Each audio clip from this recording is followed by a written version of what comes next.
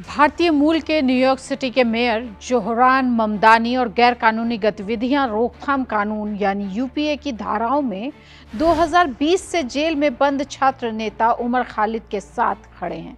ममदानी ने उमर खालिद को अपने हाथ से लिखा एक नोट भेजा है। इसमें उन्होंने लिखा है, हम आपके साथ हैं। ममदानी के न्यूयॉर्क सिटी के मेयर के तौर पर शपथ लेने के बाद गुरुवार को उमर खालिद की पार्टनर बन ज्योत्सना लाहिरी ने सोशल मीडिया प्लेटफॉर्म पर इस नोट को शेयर किया। उमर खालिद पिछले 5 सालों से दिल्ली दंगों से जुड़े एक मामले में जेल में बंद हैं।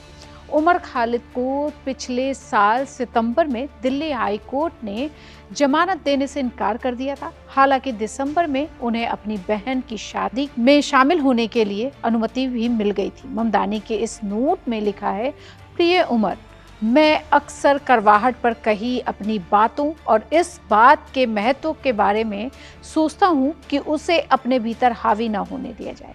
आपके माता पिता से मिलकर खुशी हुई है। हम सब आपके साथ हैं। बन ज्योत्सना लाहिरी ने एक अंग्रेजी अखबार को भी ये बताया कि कैसे मेयर के हाथ से लिखे एक नोट पर ने जेल में बंद उमर खालिद और न्यूयॉर्क सिटी के भारतीय मूल के मेयर जोहरान ममदानी के बीच एक इमोशनल कॉन्टैक्ट बन गया है। लाहिरी ने यह भी बताया कि पिछले दिनों दिसंबर में उमर के माता पिता अमेरिका में ममदानी से मिले थे। उनके साथ काफी समय भी बिताया था। इसी दौरान ममदानी ने यह नोट लिखा था। ममदानी के अलावा अमेरिका में डेमोक्रेटिक पार्टी के कई और सांसद भी उमर खालिद के समर्थन में आ गए हैं। अमेरिकी सांसद जिम मैकगवर्न और जेमी रस्किन ने भी उमर खालिद के समर्थन में अपील की है। अमेरिका में भारतीय राजदूत विनय मोहन क्वात्रा को इन सांसदों ने एक पत्र लिख दिया है। अपने इस पत्र में इन सांसदों ने भारतीय अधिकारियों से खालिद को जमानत देने की अपील की है। सांसदों ने खालिद का ट्रायल शुरू किए जाने की बात भी की है और मांग भी की है। मैकगवर्न ने और रस्किन के अलावा पत्र पर डेमोक्रेटिक सांसद Chris Van Hollen, Peter Welch, Pramila Jayapal, Jan Schakowsky, Rashida Tlaib और लॉयड डॉर्गेट के भी सिग्नेचर हैं। सांसदों ने कहा है कि ट्रायल शुरू किए बिना खालिद को लगातार हिरासत में रखना अंतर्राष्ट्रीय कानून के मानदंडों का उल्लंघन है। मैकगवर्न ने इस चिट्ठी को सोशल मीडिया प्लेटफॉर्म एक्स पर साझा भी किया है। अमेरिकी सांसद ने यह भी बताया कि वह इस महीने की शुरुआत में अमेरिका में खालिद के माता पिता से वो भी मिले थे। हालांकि भारत के आंतरिक मामलों पर जिस तरह से अमेरिकी सांसद आवाज उठा रहे हैं, पत्र लिख रहे हैं, उसका भारत में विरोध शुरू हो गया है। अमेरिकी सांसदों के इस खत पर भारत के पूर्व विदेश सचिव कमल सिब्बल ने लिखा है, यह भारत के आंतरिक मामलों में हस्तक्षेप है।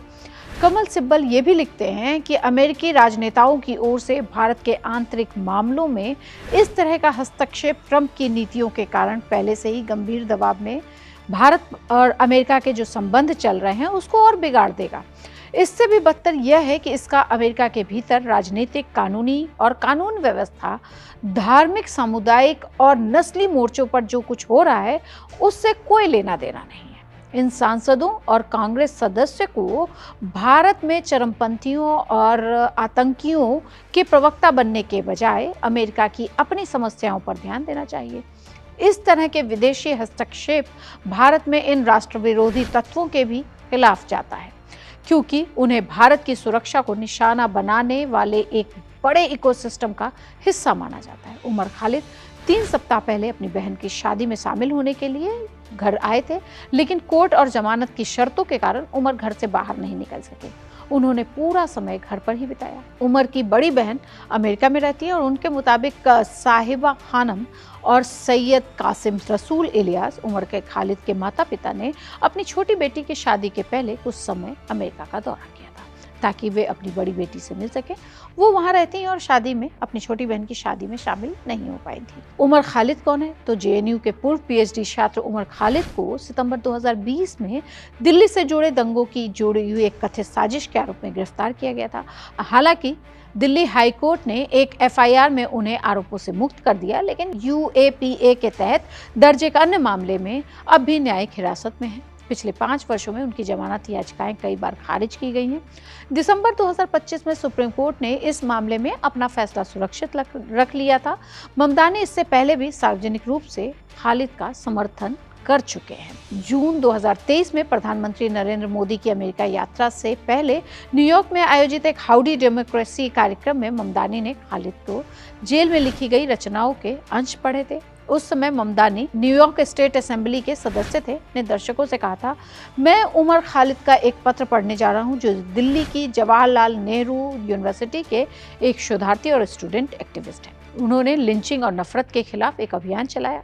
वे अनलॉफुल एक्टिविटीज प्रिवेंशन एक्ट के तहत 1000 दिनों से अधिक समय से जेल में हैं और अब तक उनका मुकदमा शुरू भी नहीं हुआ है। उनकी जमानत याचिका बार बार खारिज की गई है। उमर खालिद का नाम पहली बार जेएनयू छात्र नेता रहे कन्हैया कुमार के साथ फरवरी 2016 में सुर्खियों में आया था, लेकिन तब से कई मामलों में और अपने कुछ बयानों की वजह से खालिद लगातार सुर्खियों में है।